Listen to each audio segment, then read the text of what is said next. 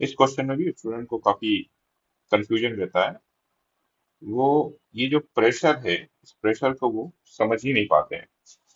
तो पहले आप समझिए, किसी भी फ्लूइड को अगर मुझे फ्लो करवाना है, ये एक फ्लूइड है, तो मुझे यहाँ पर प्रेशर डिफरेंस क्रिएट करना पड़ेगा। यहाँ पर प्रेशर है P1, यहाँ पर प्रेशर है P2। तो अगर मुझे इसको मूव करवाना है तो P1 minus P2 into area, मैं इससे मूव करवाऊंगा। तो मैं डेल्टा P प्रेशर डिफरेंस से उसको मूव करवा सकता हूँ। तो यहाँ पर जो प्रेशर दिया हुआ है, जो हार्ट एक्सर्ट कर रहा है, वो एक्स्ट्रा प्रेशर है, एडिशनल प्रेशर।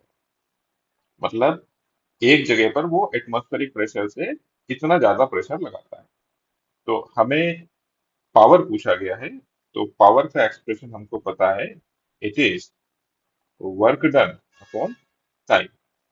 और वर्क डन के लिए हम लोग यूज करते हैं पीवी अपॉन टाइम की जगह पर टी।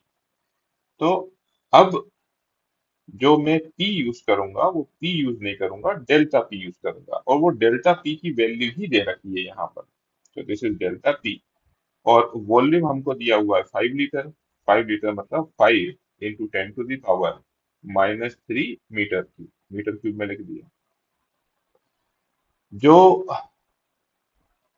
ब्लड पंप हो रहा है उसका वॉल्यूम 5 लीटर है, लेकिन वो 1 मिनट में पंप हो रहा है। तो वो जो टाइम दिया हुआ है, दिस इज 60 सेकेंड। तो अब हमको निकालना है डेल्टा पी। तो delta P corresponds to 150 of mercury. तो डेल्टा पी मतलब प्रेशर डिफरेंस। प्रेशर डिफरेंस के लिए फार्मूला है rho G H. So for density it is 13.6 into 10⁻³ kg per metre cube. G का वैल्यू 10 मान लेते हैं। और हाइट जो है वो 150 है, मतलब 0.15 मीटर। इसको हम सॉल्व करते हैं तो इसका आंसर 20.4 × 10⁻³ ये प्रेशर आ जाता है, डेल्टा पी। अब वो डेल्टा पी की वैल्यू हम यहाँ पर पुट कर देते हैं।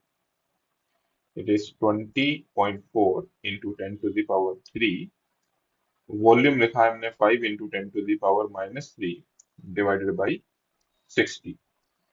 तो इसकी वैल्यू 20.4 × 5/60, जो कि 20.4 डिवाइडेड बाई 12।